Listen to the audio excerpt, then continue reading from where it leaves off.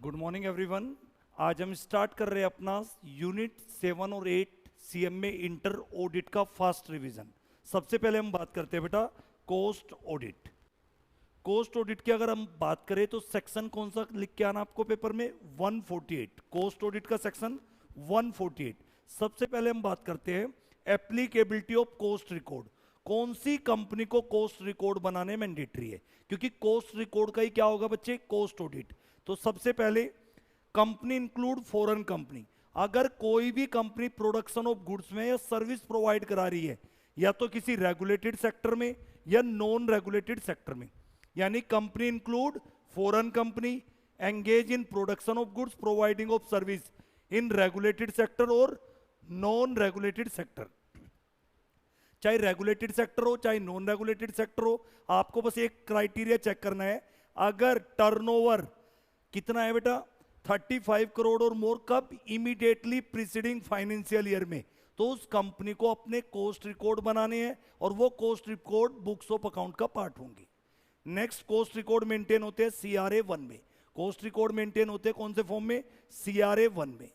उसके बाद आता है applicability for cost audit. Cost record 148(1), 148(2) बोलता है कौन सी कंपनी को कोस्ट ऑडिट कराना है। अब इसमें देखो बेटा, या तो रेगुलेटेड सेक्टर कंपनी है, non regulated sector company. Regulated sector में क्या चेक करो, अगर ओवरऑल एनुअल टर्नओवर सारे प्रोडक्ट और सर्विस का मिला के इमीडिएटली प्रीसीडिंग फाइनेंशियल ईयर में 50 करोड़ और मोर है, और इंडिविजुअल प्रोडक्ट और सर्विस का टर्नओवर कितना है, 25 करोड़ और मोर, यानी दो क्राइटेरिया चेक करो। रेगुलेटेड सेक्टर है, ओवरऑल टर्नओवर प्रोडक्ट और सर्विस मिला के 50 करोड़ या उससे ज्यादा इमीडिएटली प्रीसीडिंग फाइनेंशियल ईयर में, एंड इंडिविजुअल प्रोडक्ट और सर्विस भी कितना होना चाहिए टर्नओवर, 25 करोड़ और मोर। अगर नॉन रेगुलेटेड सेक्टर है तो ओवरऑल एनुअल टर्नओवर कितना होना चाहिए प्रोडक्ट और सर्विस का मिला के इमीडिएटली फाइनेंशियल ईयर में, प्रीसीडिंग फाइनेंशियल ईयर, 100 करोड़ और मोर, एंड एग्रीगेट टर्नओवर इंडिविजुअल का कितना होना चाहिए बेटा, 35 करोड़ और मोर। तो रेगुलेटेड में इधर 50 है, इधर 100 है बेटा, इधर 25 35, डबल मत कर देना। तो बेटा regulated sector, non regulated sector. तो आपको अगर हम बात करें तो कोस्ट रिकॉर्ड किसको बनाने हैं, कोई भी कंपनी इंक्लूडिंग फॉरेन कंपनी जो प्रोडक्शन ऑफ गुड्स में है या सर्विस प्रोवाइड करा रही है, जिसकी turnover immediately preceding financial year में 35 करोड़ या उससे ज्यादा है, उसे कोस्ट रिकॉर्ड बनाने हैं। Cost record books of account का पार्ट होगा। कोस्ट रिकॉर्ड किस फॉर्मेट में बनेंगे, CRA 1। किसको कोस्ट ऑडिट कराना है, रेगुलेटेड नॉन रेगुलेटेड सेक्टर की, दोनों का क्राइटेरिया अलग है। रेगुलेटेड सेक्टर का overall annual turnover for all product and service मिला के इमीडिएटली प्रीसीडिंग फाइनेंशियल ईयर में 50 करोड़ और मोर, एंड इंडिविजुअल प्रोडक्ट और सर्विस प्रीसीडिंग फाइनेंशियल ईयर में कितना है बेटा, 25 करोड़ और मोर। अगर हम बात करें नॉन रेगुलेटेड सेक्टर की, तो ओवरऑल टर्नओवर कितना होना चाहिए प्रोडक्ट और सर्विस मिला के, 100 करोड़ और मोर, और इंडिविजुअल प्रोडक्ट और सर्विस 35 करोड़ और मोर। तो उसको कोस्ट ऑडिट कराना है। नेक्स्ट बेटा, 3 ऐसे केस जहां पे कोस्ट ऑडिट कराने की जरूरत नहीं है बच्चे। कौन से 3 केस जहां पे कोस्ट ऑडिट कराने की जरूरत नहीं है, अगर आपका जो एक्सपोर्ट से रिवेन्यू है, जो आपका एक्सपोर्ट से रिवेन्यू है, और वो भी फॉरेन एक्सचेंज में, जो आपका एक्सपोर्ट से रिवेन्यू है फॉरेन एक्सचेंज में, आपके टोटल रिवेन्यू के 75%, जो आपका टोटल रिवेन्यू है उसका 75% रिवेन्यू एक्सपोर्ट से आ रहा है और फॉरेन एक्सचेंज में आ रहा है, तो कोस्ट ऑडिट कराने की जरूरत नहीं है। सेकंड, अगर कोई कंपनी ऑपरेट कहां से हो रही है, स्पेशल इकोनॉमिक जोन से, उसको कोस्ट ऑडिट कराने की जरूरत नहीं है। अगर कोई कंपनी इलेक्ट्रिसिटी जनरेशन में एंगेज है और वो बिजली जनरेट कर रही है अपने captive consumption through captive generating plant, यानी हम अपनी बिजली बना के खुद ही अपने लिए यूज कर रहे हैं, तो फिर आपको रिलैक्सेशन है। उसके बाद अगर हम बात करें बेटा कौन कोस्ट ऑडिटर होगा, सबको पता है बेटा, ओनली कोस्ट अकाउंटेंट। कौन होगा बेटा, कोस्ट अकाउंटेंट कोस्ट ऑडिट करेगा। कोस्ट अकाउंटेंट में बेटा इंडिविजुअल भी हो सकता है, फर्म ऑफ कोस्ट अकाउंटेंट भी हो सकता है। Cost audit cost accountant conduct करेगा, लेकिन कोस्ट अकाउंटेंट को अपॉइंट कौन करता है, बोर्ड। और जब भी कोस्ट ऑडिटर अपॉइंट होगा, उसकी इंटीमेशन, अपॉइंटमेंट की इंटीमेशन सेंट्रल गवर्नमेंट को दी जाएगी, CRA 2। और याद रखना 139 में जो स्टैट्यूटरी ऑडिटर अपॉइंट किया गया है बेटा, वो कोस्ट रिकॉर्ड का ऑडिट नहीं करेगा, वो फाइनेंशियल ऑडिट करता है, स्टैट्यूटरी ऑडिट करता है। कोस्ट ऑडिटर जब भी कोस्ट ऑडिट करेगा तो कोस्ट ऑडिटिंग स्टैंडर्ड कंप्लाई करेगा। उसके बाद अगर हम बात करें बेटा, कोस्ट ऑडिटर कितने दिन के अंदर अपॉइंट हो जाना चाहिए? Company with in 180 days from the commencement of every financial year cost auditor को अपॉइंट करेगी। जब भी कोस्ट ऑडिटर को अपॉइंट करेगी उसकी रिटर्न कंसेंट ऑब्टेन करेगी। उसके बाद अगर हम बात करें टेन्योर कितना होता है कोस्ट ऑडिटर का, ऑडिटर का टेन्योर होगा बेटा, कंटिन्यू करेगा expiry of 180 days from the closure of financial year, और जब तक जिस भी फाइनेंशियल ईयर के लिए कोस्ट ऑडिटर को अपॉइंट किया जब तक वो अपनी ऑडिट रिपोर्ट नहीं सबमिट करता तब तक उसका टेन्योर होगा। या तो जब तक रिपोर्ट ना दे दे, या बेटा till the expiry of 180 days from the closure of financial year. अगर कोई कैजुअल वैकेंसी हो जाती है कोस्ट ऑडिटर की, चाहे डेथ की वजह से चाहे रेजिग्नेशन, तो कैजुअल वैकेंसी भी कौन फिल करेगा? Board of director. और जो नया ऑडिटर आएगा उसकी इंटीमेशन भी CRA 2 में सेंट्रल गवर्नमेंट को जाएगी। जो राइट क्वालिफिकेशन ड्यूटीज CA की होती है वही राइट्स एंड ड्यूटीज क्वालिफिकेशन किसकी भी होती है? Cost auditor. लेकिन कोस्ट ऑडिटर में रोटेशन का कंसेप्ट नहीं होता। कंपनी चाहे तो कोस्ट ऑडिटर को रोटेट का कंसेप्ट बना सकती है, पर कोस्ट ऑडिटर पे रोटेशन का कंसेप्ट अप्लाई नहीं होता। कोस्ट ऑडिटर अपनी रिपोर्ट CRA 3 में सबमिट करेगा बोर्ड ऑफ डायरेक्टर को 180 दिन के अंदर from closure of financial year. Cost auditor अपनी रिपोर्ट किस में सबमिट करेगा? CRA 3। कोस्ट ऑडिटर को रेम्यूनरेशन, अगर आपकी कंपनी में ऑडिट कमेटी की रिक्वायरमेंट है तो ऑडिट कमेटी रिकमेंड करेगी, बोर्ड ऑफ डायरेक्टर अप्रूव करेंगे और शेयर होल्डर रेटिफाई करेंगे। अगर आपकी कंपनी में ऑडिट कमेटी की रिक्वायरमेंट नहीं है तो रिकमेंड करेंगे, बोर्ड ऑफ डायरेक्टर अप्रूव करेंगे, शेयर होल्डर। फिर बेटा कंपनी कोस्ट ऑडिटर अपनी रिपोर्ट बोर्ड को देगा, बोर्ड के कंपनी के ब्याह पे बोर्ड बेटा 30 दिन के अंदर जैसे कोस्ट ऑडिट रिपोर्ट को फर्निश करेगा सेंट्रल गवर्नमेंट को, सारी इंफॉर्मेशन एक्सप्लेनेशन होगी उसके अंदर, और कौन से फॉर्म में जाएगी बेटा? CRA 4। तो 4 फॉर्म है, CRA 1, CRA 2, CRA 3, CRA 4। तो ये था हमारा बेटा कोस्ट ऑडिट।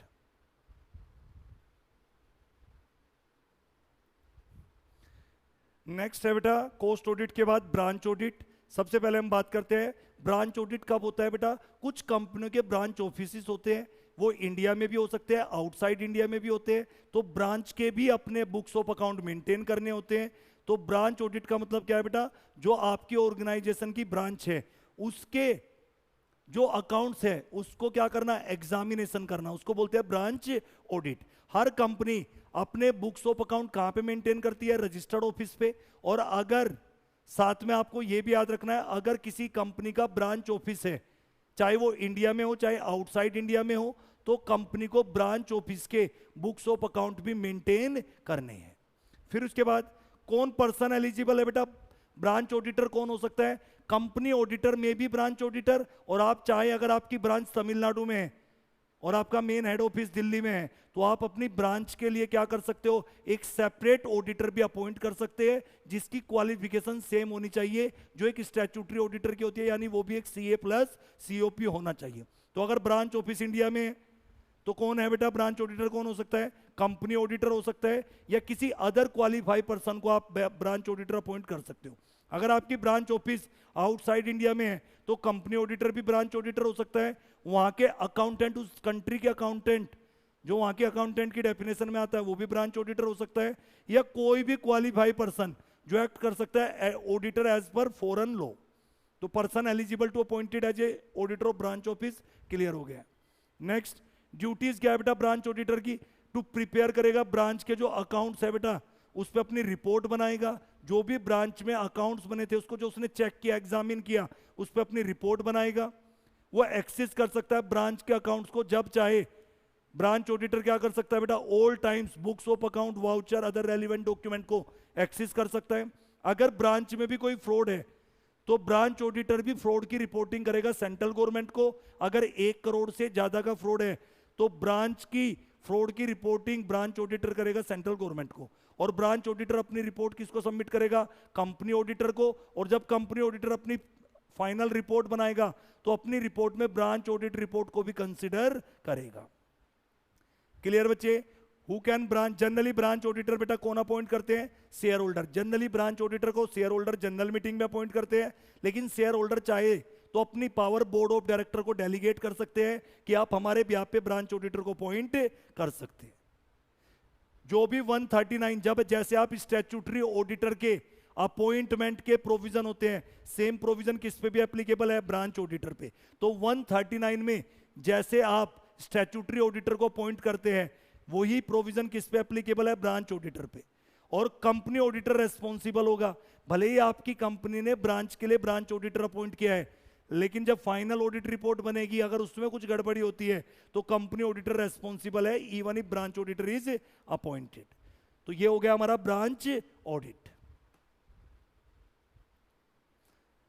नेक्स्ट है बच्चों जॉइंट ऑडिट। जॉइंट ऑडिट क्या होता है बेटा, कुछ बड़ी बड़ी कंपनी होती है जिनकी बहुत सारे फाइनेंशियल ट्रांजैक्शन इतनी सारी होती है, इतनी सारी सब्सिडरी कंपनी होती है, एसोसिएट कंपनी होती है।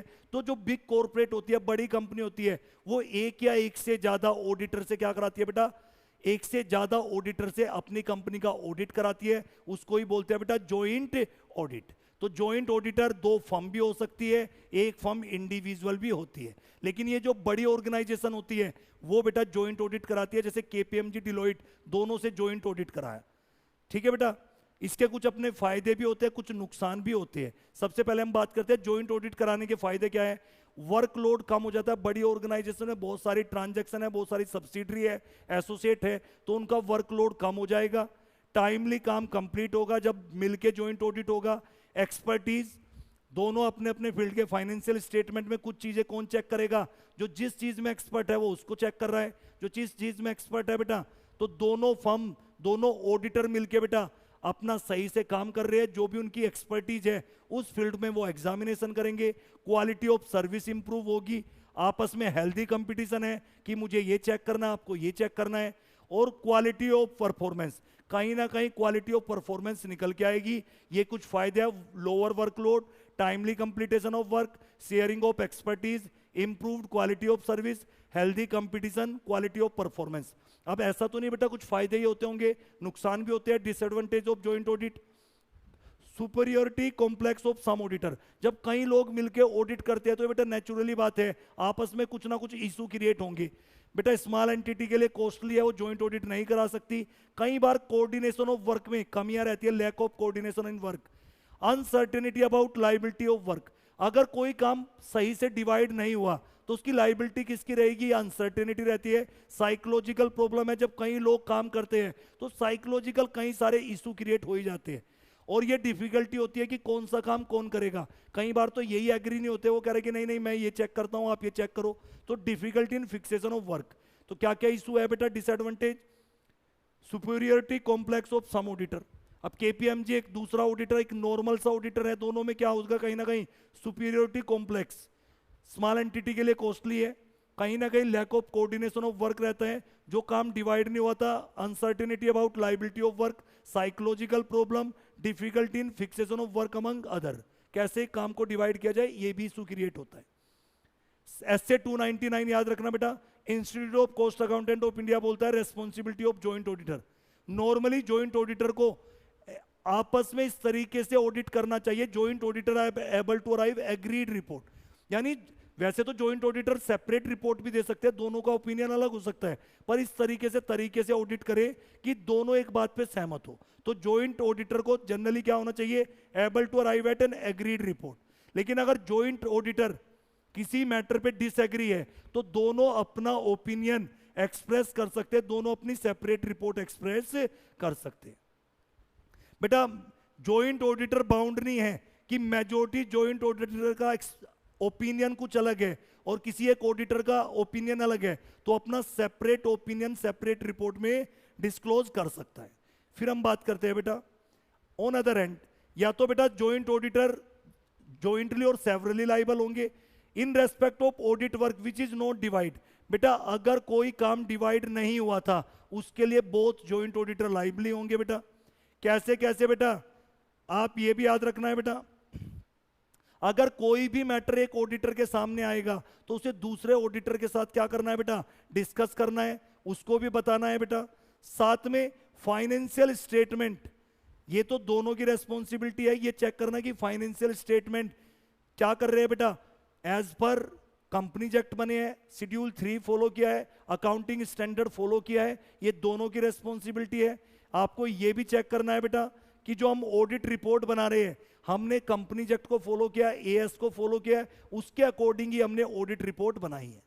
और याद रखना बेटा, जनरली जो काम डिवाइड है उस पे दोनों पर्सनली अलग अलग लाइबल होंगे, जो काम डिवाइड नहीं है उस पे क्या होंगे बेटा, दोनों लाइबल होंगे। अगर किसी के नोटिस में कोई इंफॉर्मेशन आ रही है दूसरे के साथ शेयर करेगा।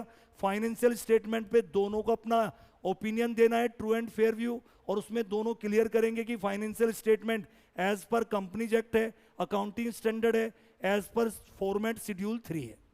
तो ये सब आपको याद रखने है बेटा, ठीक है बच्चे। तो ये हो गया हमारा जॉइंट ऑडिट। तो 3 टॉपिक हमने कवर किए, cost audit, joint audit, branch audit. Next है बेटा सेक्रेटेरियल ऑडिट 204, सेक्शन जरूर लिख के आना 204। कौन सी कंपनी को सेक्रेटेरियल ऑडिट कराना है? एवरी लिस्टेड कंपनी, हर लिस्टेड कंपनी को सेक्रेटेरियल ऑडिट कराना है। अनलिस्टेड पब्लिक कंपनी जिनकी paid up share capital 50 crore और मोर, वो सारी अनलिस्टेड पब्लिक कंपनी जिनकी टर्नओवर 250 करोड़ और मोर, या ऐसी company, every company means private और पब्लिक बोथ, जिनका आउटस्टैंडिंग लोन और बोरोइंग किसी बैंक और पब्लिक फाइनेंशियल इंस्टीट्यूशन से 100 करोड़ और मोर है। तो बेटा सेक्रेटेरियल ऑडिट कौन सी कंपनी को कराना है? Every listed company, unlisted public companies whose paid up share capital 50 crore और मोर, और unlisted public company whose turnover 250 crore और more. Every company means private और पब्लिक कंपनी जिनकी बोरोइंग और लोन किसी बैंक और पब्लिक फाइनेंशियल इंस्टीट्यूशन से 100 करोड़ और मोर है, उन कंपनी को सेक्रेटेरियल ऑडिट भी कराना है। और सेक्रेटेरियल ऑडिट कौन करेगा? सीएस करेगा, सीएस इन प्रैक्टिस। और सीएस इन प्रैक्टिस अपनी सेक्रेटेरियल ऑडिट रिपोर्ट जो बना के देगा वो MR3, फॉर्म याद रखना MR3, और ये किसके साथ भी अटैच होगी बेटा? Board report. तो बेटा सेक्रेटेरियल ऑडिट कौन करेगा? सीएस करेगा। सीएस अपनी सेक्रेटेरियल ऑडिट रिपोर्ट किस में बनाएगा? कौन से फॉर्मेट में? फॉर्म में MR3 के अकॉर्डिंग। और इसे किसके साथ भी अटैच करेगा? बोर्ड रिपोर्ट के साथ। जब भी सीएस सेक्रेटेरियल ऑडिट करने जाएगा तो ये कंपनी की रेस्पॉन्सिबिलिटी है, कंपनी की ड्यूटी है, ऑल असिस्टेंस और फैसिलिटी प्रोवाइड कराएगा। जब भी सीएस सेक्रेटेरियल ऑडिट कर रहा है, अपनी ड्यूटी परफॉर्म कर रहा है जो ऑडिटर, ये कंपनी की ड्यूटी है, all assistance and facility provide कराएगी। अगर कंपनी या कंपनी के ऑफिसर या सीएस इन प्रैक्टिस 204 का वोलेशन करते हैं तो company officer CS in practice penalty हो सकती है 2 लाख रुपए की। नेक्स्ट बेटा सेबी की कुछ रेगुलेशन है। सेबी क्या बोलता है? हर लिस्टेड एंटिटी को और कोई भी उसकी मटेरियल अनलिस्टेड सब्सिडरी है जो इनकॉर्पोरेट हुई है इंडिया में, उसे भी बेटा सेक्रेटेरियल ऑडिट कराना पड़ेगा। और ये सेक्रेटेरियल ऑडिट रिपोर्ट किसके साथ अटैच होगी? Annual report of listed entity. दूसरी बात बेटा, हर लिस्टेड कंपनी को अपनी secretarial audit report stock exchange को सबमिट करनी है 60 दिन के अंदर from the end of each financial year. और क्वालिफिकेशन आपको पता ही है बेटा, only A member of ICSI, CS होना चाहिए, सर्टिफिकेट ऑफ प्रैक्टिस होल्ड कर रहा है, वही सेक्रेटेरियल ऑडिट कर सकता है। कौन अपॉइंट करेगा बेटा? सेक्रेटेरियल ऑडिटर को अपॉइंट करते हैं board of director, board meeting में बोर्ड रेजुलेशन पास करके। ठीक है बेटा, जब भी सेक्रेटेरियल ऑडिटर अपॉइंट होगा वो कंपनी से एक लेटर ऑफ एंगेजमेंट रिसीव करेगा और उसको एक्सेप्ट करेगा कि हाँ मैं आपके साथ ऑडिट करने को तैयार हूं। ठीक है बेटा, तो ये था बेटा आपका सेक्रेटेरियल ऑडिट। क्लियर बच्चे? नेक्स्ट बेटा नेशनल फाइनेंशियल रिपोर्टिंग अथॉरिटी। ये क्या है बेटा? नाफरा क्या है बेटा? ध्यान से सुनो, पहले नकास था, उसकी जगह चेंज होके बेटा national advisory committee on accounting standard, इसको क्या कर दिया गया है? खत्म कर दिया गया है। और नकास को किसने रिप्लेस कर दिया है? नाफरा। नाफरा की full form national financial reporting authority. अब नाफरा क्या है बेटा? एक क्वासी जुडिशियल ऑर्गेनाइजेशन है। नाफरा का पर्पज क्या था बेटा? जो बड़ी बड़ी कंपनी है, जो बड़ी बड़ी कंपनी है उनके ऑडिटर के काम को सुपरवाइज करना, उनकी क्वालिटी ऑफ सर्विस चेक करना, सिर्फ कंपनी का नहीं, कंपनी के ऑडिटर के लिए नाफरा आया। तो ये किसके लिए? पहले सबसे पहले हम बात कर लेते हैं कौन सी वो बड़ी कंपनी है जिनके ऑडिटर की इन्वेस्टिगेशन कौन कर सकता है? नाफरा कर सकता है। उनकी क्वालिटी ऑफ सर्विस सही है या नहीं है जे ऑडिटर, ये चेक करने के लिए कौन बनाई गई बेटा? एक authority, national financial reporting authority. कौन सी कंपनी है? पहले सबसे पहले वो देखो नाफरा कहां पे एप्लीकेबल है बेटा, ये देखो पावर टू इन्वेस्टिगेशन। बेटा अथॉरिटी कौन सी कंपनी के ऑडिटर की इन्वेस्टिगेशन कर सकती है? अनलिस्टेड पब्लिक कंपनी, ऐसी अनलिस्टेड पब्लिक कंपनी जिनकी paid up share capital 500 crore से कम ना हो, ऐसी अनलिस्टेड पब्लिक कंपनी जिनकी एनुअल टर्नओवर 1000 करोड़ से कम ना हो, ऐसी अनलिस्टेड कंपनी जिसका आउटस्टैंडिंग लोन, डिबेंचर, डिपॉजिट तीनों का एग्रीगेट 500 करोड़ से कम ना हो इमीडिएटली प्रीसीडिंग फाइनेंशियल ईयर। तो unlisted public company paid up share capital not less than 500 crore और annual turnover not less than 1000 crore, borrowing not less than 500 crore. सारी लिस्टेड बॉडी कॉर्पोरेट, वो सारी लिस्टेड बॉडी कॉर्पोरेट जो लिस्टेड है स्टॉक एक्सचेंज पे, चाहे India में आउटसाइड इंडिया में, उन बड़ी कंपनी के ऑडिटर की नाफरा इन्वेस्टिगेशन कर सकता है। Insurance company, banking company, electricity company या कोई company govern by special act of parliament जैसे LIC। ठीक है बेटा, एनी कंपनी पब्लिक इंटरेस्ट में भी नाफरा ऑडिटर की इन्वेस्टिगेशन कर सकता है।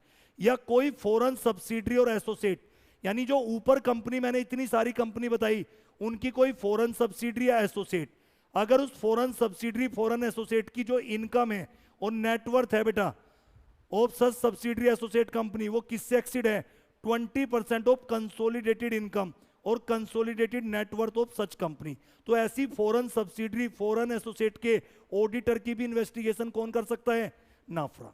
तो बेटा ये लिस्ट याद करना, नाफरा में कौन सी कंपनी की ऑडिटर इन्वेस्टिगेशन कर सकता है। तो मैंने लिस्टेड कंपनी भी बताई, सारी लिस्टेड कंपनी। अनलिस्टेड में 3 क्राइटेरिया है, इंश्योरेंस, बैंकिंग, इलेक्ट्रिसिटी कंपनी, कोई कंपनी स्पेशल एक्ट से गवर्न हुई है। पब्लिक इंटरेस्ट में तो किसी भी कंपनी के ऑडिटर का इन्वेस्टिगेशन करा सकते हैं नाफरा के थ्रू। और फिर मैंने क्या बताया, कोई foreign subsidiary associate, foreign subsidiary foreign associate के लिए कंडीशन है, अगर उस फॉरेन सब्सिडरी एसोसिएट की जो टोटल इनकम का 20% कहां से है बेटा, इस फॉरेन सब्सिडरी और फॉरेन एसोसिएट से।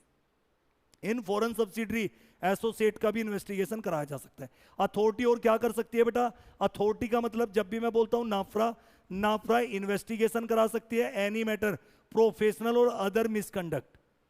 ठीक है बेटा, और तो और बेटा नाफरा क्या भी कर सकता है, पेनल्टी भी इंपोज कर सकता है।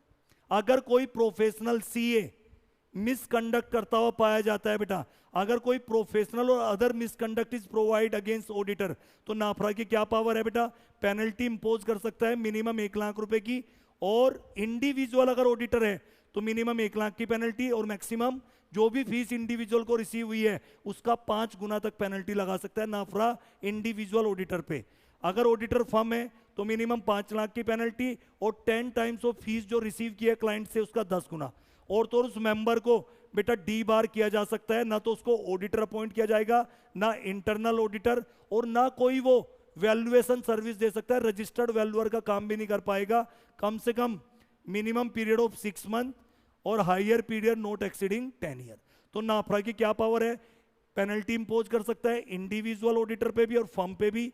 मेंबर को D बार कर सकता है कि आप ऑडिट नहीं करोगे, ना इंटरनल ऑडिटर अपॉइंट होगे, ना स्टैट्यूटरी ऑडिटर, ना आप कोई वैल्यूएशन रिपोर्ट दोगे, रजिस्टर्ड वैल्यूअर एक्ट नहीं करोगे। मिनिमम 6 महीने के लिए भी बोल सकते हो और 10 साल के लिए भी। तो मैंने बेटा पावर भी बता दिया आपको, कौन सी ऑर्गेनाइजेशन है वो भी आपको बताया। साथ में आप और छोटी छोटी बातें देखो बेटा,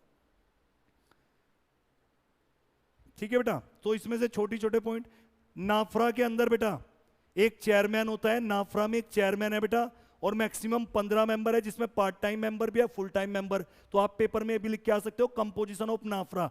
जो नाफरा के अंदर एक चेयरमैन होता है जिसे एक्सपर्ट नॉलेज होनी चाहिए फाइनेंस, लॉ, अकाउंटिंग की, और बाकी के मैक्सिमम 15 मेंबर होंगे, वो पार्ट टाइम मेंबर भी हो सकते हैं, फुल टाइम मेंबर भी। और ये जो नाफरा बेटा कुछ कमेटी थी जिनके द्वारा नाफरा बना, ये जो नाफरा बनाया गया, accounting standard committee, auditing standard committee, enforce committee will make up the NFRA. एक पॉइंट ये भी बन गया। फंक्शन एंड ड्यूटीज आपको पता ही है बेटा, जो भी पहले अकाउंटिंग स्टैंडर्ड, जो नए अकाउंटिंग स्टैंडर्ड बनते हैं, पहले ICI इशू करता था, अब अकाउंटिंग स्टैंडर्ड दोनों मिलके बेटा ICI और नाफरा मिलके नए अकाउंटिंग स्टैंडर्ड बनाएंगे। कोई अकाउंटिंग स्टैंडर्ड चेंज करना है तो नाफरा की भी कंसर्न चाहिए बेटा, और फिर फाइनली सेंट्रल गवर्नमेंट अप्रूव करेगी। तो अब जो अकाउंटिंग स्टैंडर्ड बनेंगे तो वो किसकी भी रिकमेंडेशन चाहिए उस पे बेटा, नाफरा की। पहले कौन बना रहा था, ICI। अब जो अकाउंटिंग स्टैंडर्ड बनेंगे उसमें कौन भी रिकमेंड करेगा बेटा, नाफरा। लेकिन फाइनली अप्रूव किसको करने होते हैं, सेंट्रल गवर्नमेंट बनाएगा। कौन अकाउंटिंग स्टैंडर्ड, ICI और नाफरा। साथ में जो भी अकाउंटिंग स्टैंडर्ड ऑडिटिंग स्टैंडर्ड है नाफरा उसे टाइम टू टाइम मॉनिटर भी करेगा, अगर चेंज की जरूरत है चेंज कर सकता है। जो प्रोफेशनल है बेटा उनकी क्वालिटी ऑफ सर्विस कैसी है जब वो ऑडिट कर रहे हैं, और सजेशन देगा उन्हें टाइम टू टाइम कि आपको अपनी क्वालिटी ऑफ सर्विस इंप्रूव करनी है। ये सब बेटा फंक्शन है। तो मैंने सब कुछ आपको बता दिया, इसमें नाफरा बता दिया, किसको नकास को रिप्लेस किया है, फिर मैंने बताया बेटा ये अकाउंटिंग स्टैंडर्ड वगैरह जो आईसीआई करता मिलके ये बनाएगा, फाइनली अप्रूव सेंट्रल गवर्नमेंट करेगा। बड़ी ऑर्गेनाइजेशन के ऑडिटर की इन्वेस्टिगेशन करा सकता है नाफरा, बड़ी ऑर्गेनाइजेशन आपको बता दी। डी बार्ड कर सकता है, इंडिविजुअल उस पर पेनल्टी इंपोज कर सकता है। फिर मैंने फंक्शन बता दिया बेटा, अकाउंटिंग स्टैंडर्ड के लिए रिकमेंडेशन दे सकता है, मॉनिटर करेगा अकाउंटिंग स्टैंडर्ड को, क्वालिटी ऑफ सर्विस चेक करेगा ऑडिटर की। ये था बेटा आपका नाफरा।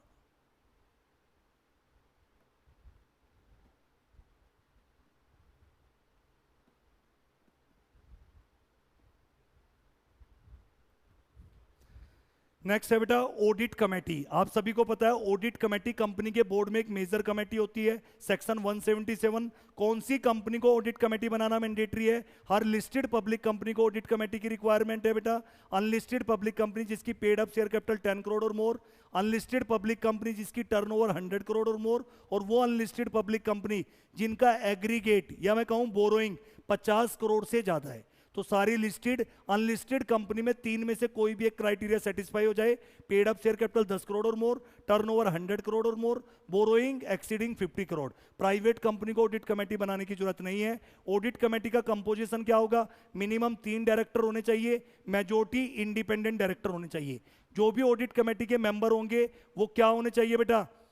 वो मेजोरिटी ऑफ ऑडिट कमेटी के मेंबर को financial statement read and understand करने आने चाहिए। फंक्शन क्या है बेटा ऑडिट कमेटी का? जब भी कोई ऑडिटर अपॉइंट होगा उसकी रेमुनेशन फिक्स होगी, ये ऑडिट कमेटी का फंक्शन है। फाइनेंशियल स्टेटमेंट को एग्जामिन करेगी।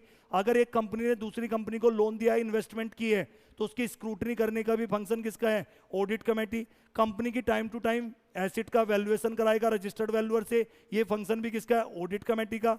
3 इवैल्यूएशन, ऑडिट कमेटी कंपनी का इंटरनल फाइनेंशियल कंट्रोल सिस्टम का इवैल्यूएशन करेगी, रिस्क मैनेजमेंट सिस्टम कैसा है उसका इवैल्यूएशन करेगी।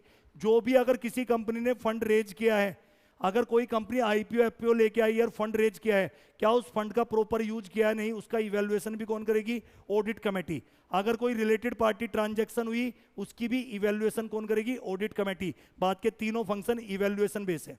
ऑडिट कमेटी की 3 पावर। ऑडिट कमेटी ऑडिटर से कमेंट मांग सकती है 3 चीजों को लेके, internal control system, scope of audit और ऑब्जर्वेशन। ऑडिट बिफोर, बोर्ड के पास ऑडिट रिपोर्ट बाद में जाएगी, पहले ऑडिट कमेटी के पास रिपोर्ट जाएगी। ऑडिट कमेटी पहले फाइनेंशियल स्टेटमेंट को रिव्यू करेगी और फिर फाइनली एजीएम में शेयर होल्डर के सामने ऑडिट रिपोर्ट रखी जाएगी। और बेटा ऑडिट कमेटी की क्या पावर है? अगर फाइनेंशियल स्टेटमेंट से रिलेटेड कोई इशू है तो 3 लोगों के साथ ऑडिट कमेटी डिस्कस कर सकती है, स्टैट्यूटरी ऑडिटर के साथ, इंटरनल ऑडिटर के साथ और management of the company. Next है बेटा audit of some special transaction. Audit of some special transaction, first हम बात करते हैं section 61 alteration of share capital. जब भी शेयर कैपिटल का ऑल्ट्रेशन हो रहा है, एक ऑडिटर को कौन कौन से पॉइंट कंसीडर करने हैं? सबसे पहले ऑडिटर चेक करेगा क्या कंपनी के आर्टिकल में ऑथराइजेशन है। ऑडिटर वेरीफाई करेगा बोर्ड मीटिंग की मिनट्स बुक को।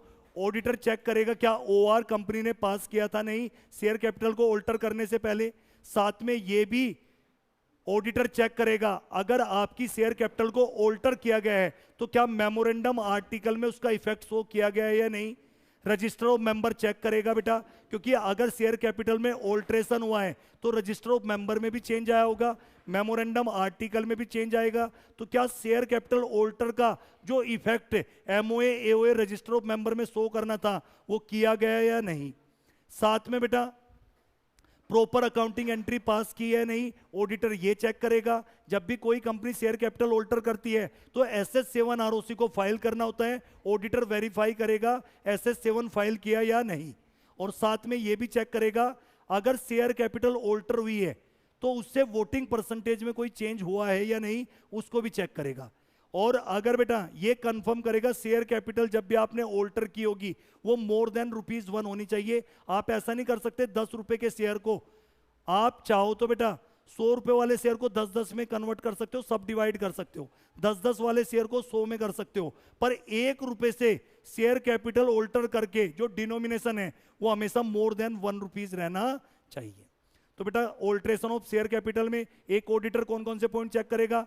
क्या आपके आर्टिकल में ऑथराइजेशन थी, वेरीफाई करेगा minutes of board meeting, O R pass हुआ है या नहीं, ऑडिटर ये चेक करेगा। अगर ऑल्ट्रेशन हुआ है तो क्या एमओए एओए में उसका इफेक्ट गया है या नहीं, रजिस्टर ऑफ मेंबर में इफेक्ट गया है बेटा, प्रॉपर अकाउंटिंग एंट्री पास हुई है, SS7 प्रॉपरली फाइल किया है या नहीं, तो ये आपको देखना है ऑल्ट्रेशन ऑफ शेयर कैपिटल में। Next, issue of bonus share. अगर किसी कंपनी ने बोनस शेयर इशू किया है तो ऑडिटर क्या क्या पॉइंट चेक करेगा? सेक्शन 63 ऑडिटर ये चेक करेगा whether section 63 has been complied और नॉट। सेकंड, ऑडिटर चेक करेगा क्या आर्टिकल में ऑथराइजेशन थी, बोर्ड मीटिंग की मिनट्स बुक को वेरीफाई करेगा, क्या ओआर कंपनी ने पास किया है या नहीं। जिन भी बोनस शेयर, आप बेटा ये भी चेक करेगा कंपनी ने fully paid bonus share to its member only. तो बोनस शेयर किसको दिया जाता है? फुल्ली पेड अप, जिनको दिया जाएगा टू मेंबर ओनली, तो फुल्ली पेड अप थे या नहीं। साथ में ये भी चेक करेगा बोनस शेयर इशू, बेटा बोनस कभी भी आप कौन से रिजर्व से नहीं दे सकते? Reserve created by revaluation of asset. तो ये भी ऑडिटर को चेक करना है कि जो बोनस दिया गया है वो फ्री रिजर्व से दे सकते हो, ठीक है, लेकिन आप कौन से रिजर्व से नहीं दे सकते? Revaluation of asset. साथ में ऑडिटर ये भी चेक करेगा जिस कंपनी ने बोनस शेयर इशू की है क्या उस कंपनी ने कोई डिफॉल्ट तो नहीं कर रखा है कि डिबेंचर का डिफॉल्ट कर रखा हो, डिबेंचर इशू किए पर उसका रिडम्पशन नहीं किया, प्रेफरेंस शेयर इशू किया उसका रिडम्पशन नहीं किया। तो अगर किसी कोई कंपनी डिफॉल्टर कंपनी थी तो ऑडिटर ये चेक करेगा डिफॉल्टर कंपनी थी और फिर भी कहीं उसने बोनस शेयर तो नहीं दिया। ऐसी कंपनी तो नहीं है बोनस शेयर देने वाली कंपनी जिसपे स्टैट्यूटरी ड्यूज का डिफॉल्ट हो रखा है, अपने एम्प्लॉय का ग्रेचुटी बोनस पीएफ का पैसा तो नहीं दिया, तो ऑडिटर को यह भी चेक करना है। पार्टली पेड अप शेयर पहले फुल्ली पेड अप किए गए थे या नहीं, और जो बोनस शेयर दिए गए वो किसके बदले में नहीं दिए गए? डिविडेंड के बदले में नहीं दिए गए। तो ऑडिटर को 7 बातें कौन सी चेक करनी है, जल्दी बताओ मुझे। आर्टिकल में ऑथराइजेशन, ओआर पास हुआ है या नहीं, वेरीफाई करेगा minutes of board meeting, partly paid up को आपने फुल्ली पेड अप किया, कौन से रिजर्व से नहीं दिया है? Revaluation of reserve created by revaluation of asset, उससे आप बोनस नहीं दे सकते।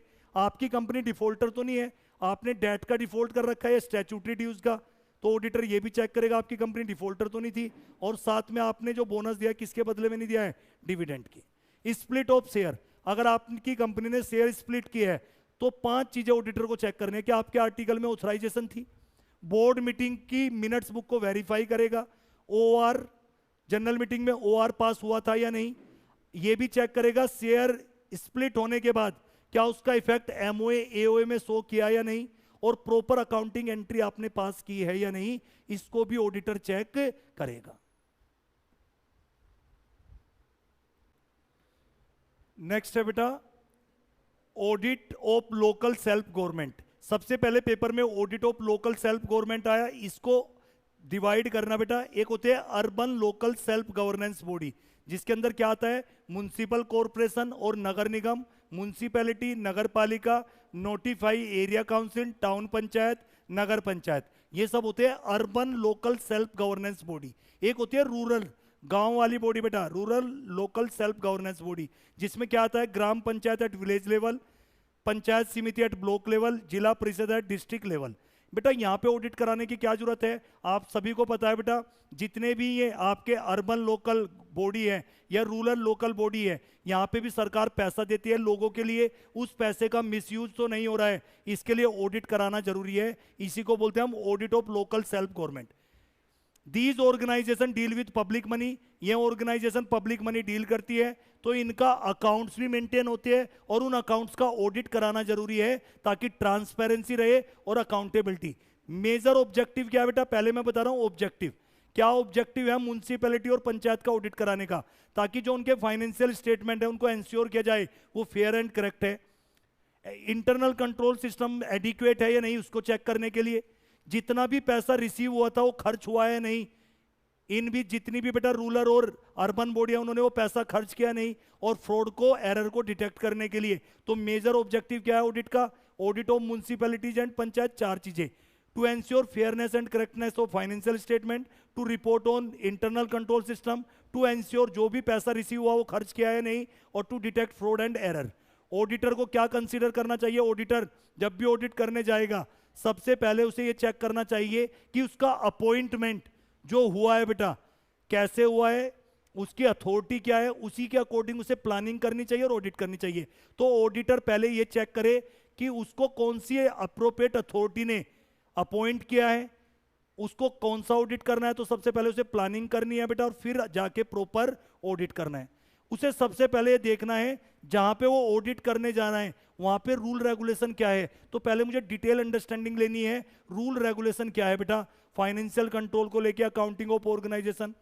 फिर मैं क्या कंसल्ट करूंगा, वहां के डॉक्यूमेंट देखूंगा, मिनट्स चेक करूंगा, various meeting of different committee इनको मैं कंसल्ट करूंगा। फिर मैं डेप्थ इन्वेस्टिगेशन करूंगा, ऐसे एरिया में डेप्थ इन्वेस्टिगेशन करूंगा जहां पे फ्रॉड के चांस ज्यादा है। रिवेन्यू कलेक्शन, सरकार ने बिजली का बिल माफ कर दिया, उसमें कोई घोटाला तो नहीं है? दिल्ली में बसें फ्री थी, उसमें कोई घोटाला तो नहीं हुआ है? और अगर कोई ह्यूज फाइनेंशियल एक्सपेंडिचर कहीं पे लगा है, कई हजार करोड़ का प्रोजेक्ट था, क्या वो प्रोजेक्ट इकोनॉमिकली रन कर रहा है या नहीं, और वो जो टारगेट आउटकम था वो अचीव हुआ है या नहीं। और अगर आपने कोई प्रोविजन ऑफ फंड बनाए थे तो क्या उस प्रोविजन ऑफ फंड का प्रॉपर तरीके से एक्सपेंडिचर जो कर रहे हो। Whenever there is provision of fund ensure expenditure is incurred from provision, और वो साथ में किसकी अथॉरिटी से किए गए हैं, कॉम्पिटेंट अथॉरिटी की अप्रूवल लेके जो प्रोविजन ऑफ फंड बनाए गए थे, एक्सपेंडिचर उसी के अकॉर्डिंग हो रहा है, किसकी अप्रूवल लेके, कॉम्पिटेंट अथॉरिटी।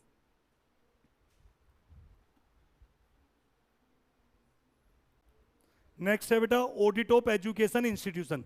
किसी भी एजुकेशन इंस्टीट्यूशन में ऑडिटर जब ऑडिट करने जाएगा सबसे पहले चेक करेगा वो एजुकेशन इंस्टीट्यूशन ट्रस्ट का है या कंपनी फॉर्म में है, स्कूल है, कॉलेज है, सबके अपने रूल रेगुलेशन होते हैं, उसी के अकॉर्डिंग ऑडिटर क्या करेगा, ऑडिट करेगा। तो प्रीलिमिनरी वर्क क्या है, सबसे पहले चेक करो एजुकेशन इंस्टीट्यूशन, उसका बेटा ये चेक करो ट्रस्ट का है तो ट्रस्ट डीड चेक करो, स्कूल कॉलेज है, यूनिवर्सिटीज है, तो उनके जो रूल एंड रेगुलेशन है उसके अकॉर्डिंग ऑडिटर एजुकेशन इंस्टीट्यूशन का ऑडिट करेगा। साथ में बेटा एजुकेशन इंस्टीट्यूशन में भी ट्रस्टी होते हैं तो उनकी टाइम टू टाइम मीटिंग होती है, मैनेजिंग कमेटी होती है, हर मीटिंग की मिनट्स बुक बनती है। तो ऑडिटर क्या करेगा, जो भी मैनेजिंग कमेटी और ट्रस्टी की मीटिंग हुई है उसकी मिनट्स बुक को भी स्टडी करेगा और चेक करेगा उस मीटिंग में क्या क्या डिसीजन लिए गए, कहां कहां पे खर्च होना था, किस किस के लिए पैसा सैंक्शन हुआ। ऑडिटर की ड्यूटी है वो चेक करना। उसके बाद बेटा हमेशा ऑडिटर इवेल्युएट करेगा इंटरनल कंट्रोल सिस्टम। ऑडिटर तीसरी चीज क्या चेक करेगा एजुकेशन इंस्टीट्यूशन का ऑडिट करते समय, वहां का इंटरनल कंट्रोल सिस्टम कितना है। अगर इंटरनल कंट्रोल सिस्टम साउंड होगा उतना ही इजी होगा प्रोसीजर लगाना, इतनी इजी होगी बेटा उसे प्लानिंग करनी। लेकिन अगर आपका इंटरनल कंट्रोल सिस्टम वीक है तो मुझे ज्यादा प्रोसीजर लगाने पड़ेंगे, ज्यादा मेहनत करनी पड़ेगी। साथ में मुझे क्या भी ऑब्टेन करनी है, अकाउंटिंग रिकॉर्ड की लिस्ट और अकाउंटिंग पॉलिसी एजुकेशन इंस्टीट्यूशन में मैनेजमेंट क्या फॉलो कर रही है।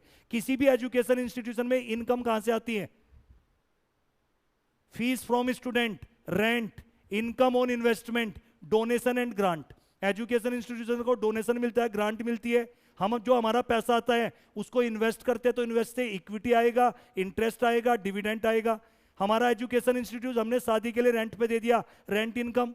फीस फ्रॉम स्टूडेंट, तो बेटा आप पेपर में जब आज बैठोगे तो बस दिमाग में एक बात रखना, रिसीप्ट साइड क्या है, रिसीप्ट है fees from student, rent, income on investment, donation, grant. खर्चे कहां पे होंगे, बच्चों की चेयर खर्चे बेटा, कॉमन एक्सपेंसेस बिजली का खर्चा, ठीक है बेटा। और क्या खर्चे होते हैं, institute stationery, toward staff, staff की सैलरी देना, तो एक्सपेंसेस साइड पकड़ लेना। सर एसिड में क्या देखे, एसिड और लाइबिलिटी, एसिड लाइबिलिटी, तो बेटा ये देखो सोर्स ऑफ कलेक्शन के सोर्स क्या है, admission fees, tuition fees, examination fees, late fees, security from student, donation from public, grant from government. खर्चे कहां कहां होते हैं, salary, allowances, examination expense, stationery and printing expense, scholarship, repair and maintenance of furniture, expense on sport and games, festival and functional expense, library book, newspaper, magazine, ये सब expenses side है।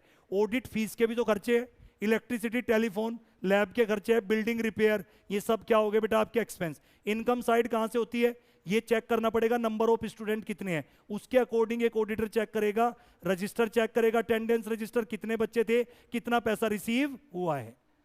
Hostel, अगर hostel भी education institution का, तो hostel facility है तो number of student कितने हॉस्टल फैसिलिटी अवेल कर रहे हैं, वहां से भी एक इनकम है बेटा।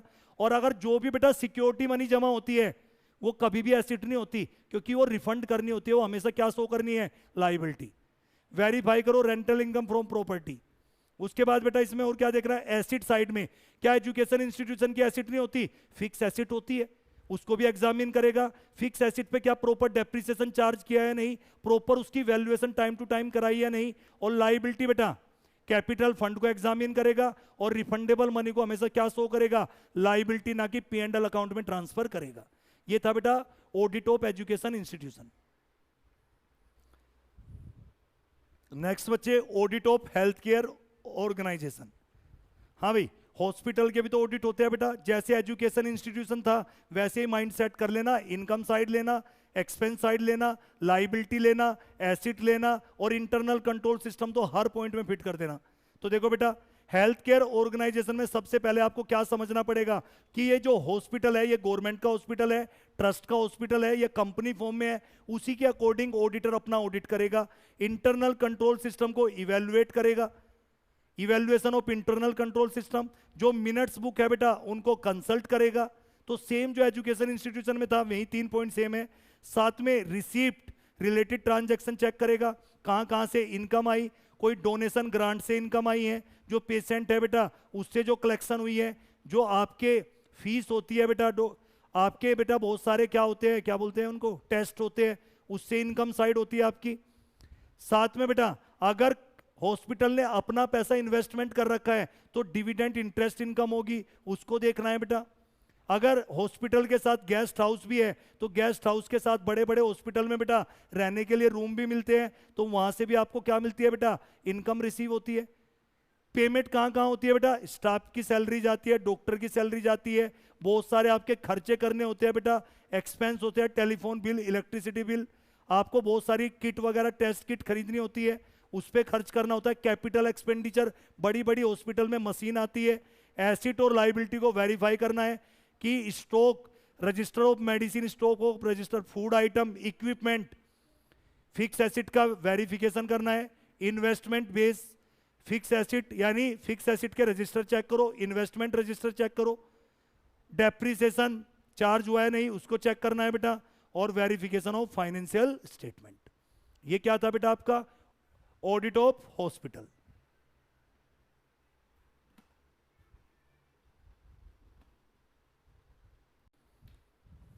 नेक्स्ट है बेटा audit procedure of final dividend. अगर पेपर में क्वेश्चन आया कि फाइनल डिविडेंड से रिलेटेड ऑडिटर को क्या चेक करना चाहिए, सबसे पहले ऑडिटर चेक करेगा कंपनी के आर्टिकल में ऑथराइजेशन थी या नहीं, आर्टिकल में ऑथराइजेशन, मिनट्स बुक चेक करेगा बेटा। ऑडिटर ये चेक करेगा कि जो डिविडेंड आपने पेड किया है क्या उसको कैलकुलेट किया था एक्यूरेटली। साथ में बेटा ये भी चेक करेगा डिविडेंड देते समय आपने कंपनीज एक्ट के सेक्शन 123 को कंप्लाई किया है, जो डिविडेंड के रूल्स है क्या उसको कंप्लाई किया है या नहीं। बैंक स्टेटमेंट के बेस पे ऑडिटर ये चेक करेगा total amount of dividend transfer. बेटा आप सभी को पता है जब भी कोई कंपनी डिविडेंड डिक्लेयर करती है 5 दिन के अंदर सेपरेट बैंक अकाउंट में ट्रांसफर करती है, तो ऑडिटर ये भी चेक करेगा किसके बेस पे, based on bank statement. Auditor verify करेगा 5 दिन के अंदर सेपरेट बैंक अकाउंट में जमा किया या नहीं। ऑडिटर ये भी चेक करेगा जो डिविडेंड दिया गया है वो रजिस्टर्ड ओनर को ही दिया गया है, जो रजिस्टर्ड शेयर होल्डर था, या उसके बिहाफ पे किसी फेक पर्सन को तो आपने डिविडेंड नहीं दे दिया, क्या उसी को दिया जो राइटफुल ओनर था, ये ऑडिटर चेक करेगा। ऑडिटर ये भी वेरीफाई करेगा डिविडेंड कितने दिन के अंदर मिल जाना चाहिए। जब भी कंपनी डिविडेंड डिक्लेयर करती है तो 30 दिन के अंदर फाइनल डिविडेंड पे हो जाना चाहिए। तो ऑडिटर ये कुछ पॉइंट चेक करेगा, 7 पॉइंट जो मैं सिंपल तरीके से, ऑडिटर आर्टिकल में ऑथराइजेशन है या नहीं ये चेक करेगा।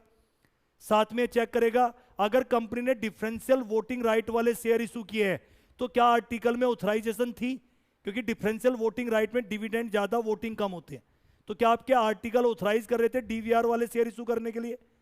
दूसरा ऑडिटर मिनट्स बुक, जो भी मिनट्स बुक होती है, क्योंकि आप सबको पता है बेटा final dividend is recommended by board, final dividend को रिकमेंड करते हैं बोर्ड, अप्रूव करते हैं शेयर होल्डर, कहां पे करते हैं, एनुअल जनरल मीटिंग में by passing OR.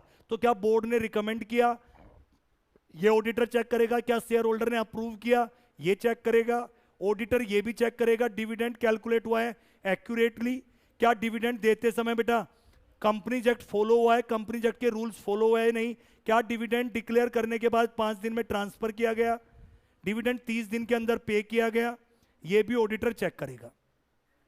Interim dividend, interim dividend क्या होता है बेटा, जो 2 एजीएम के बीच में डिविडेंड दिया जाता है उसको हम बोलते हैं interim dividend. Interim dividend recommended by board of director होता है, approve by board of director. तो ऑडिटर चेक करेगा क्या इंटरिम डिविडेंड रिकमेंड बोर्ड ने किया, अप्रूव भी बोर्ड ने किया है, क्या आपके आर्टिकल ऑथराइज कर रहे थे, मिनट्स बुक को चेक करेगा बेटा। ये चेक करेगा जो इंटरिम डिविडेंड दिया जा रहा है उसको कैलकुलेट किया गया एक्यूरेटली, क्या इंटरिम डिविडेंड को भी 5 दिन के अंदर सेपरेट बैंक अकाउंट में जमा किया गया था, क्या इंटरिम डिविडेंड भी राइटफुल ओनर को दिया है या नहीं, ये भी चेक करेगा। फिर उसके बाद आता है unpaid dividend, audit procedure for unpaid dividend. Unpaid dividend में क्या याद रखना है बेटा, मैंने आपको बताया था बेटा अनपेड डिविडेंड में अगर डिविडेंड अनपेड है, अनक्लेम है, तो आपको सबसे पहले ऑडिटर ये चेक करेगा अगर कोई डिविडेंड का पैसा अनपेड अनक्लेम है, क्या 90 दिन के अंदर कंपनी ने वेबसाइट पे जिन जिन का पैसा अनक्लेम है, अनपेड है, क्या कंपनी ने उनका नाम 90 दिन के अंदर कंपनी के वेबसाइट पे मेंशन किया था या नहीं। ऑडिटर आइडेंटिफाई करेगा बेटा कि कंपनी ने की कोई गलती तो नहीं थी, कंपनी ने कोई फ्रॉड तो नहीं किया है। साथ में अनपेड डिविडेंड 7 साल तक बेटा अनपेड डिविडेंड अकाउंट में रहता है बेटा, उसके बाद वो कहां ट्रांसफर हो जाता है, इन्वेस्टर एजुकेशन प्रोटेक्शन फंड में। अनपेड डिविडेंड, जितना भी अनपेड डिविडेंड अनक्लेम डिविडेंड है, 30 दिन के बाद अगले 7 दिन में वो ट्रांसफर हो जाना चाहिए अनपेड डिविडेंड अकाउंट। अगर 7 दिन के बाद कंपनी ने ट्रांसफर किया तो क्या कंपनी ने 12% इंटरेस्ट पे किया या नहीं, ये भी ऑडिटर चेक करेगा। और अगर 7 साल तक अनपेड डिविडेंड अकाउंट में ही वो अनपेड डिविडेंड का अमाउंट है, तो 7 साल के बाद क्या कंपनी ने उसे इन्वेस्टर एजुकेशन प्रोटेक्शन फंड में ट्रांसफर किया या नहीं। ये था बेटा हमारे तीनों, final dividend, interim dividend, unpaid dividend. तो ये था बेटा हमारा एक रिवीजन क्लासेस। इस 46 मिनट में आप 30 मार्क्स ले सकते हो आज ही पढ़ के।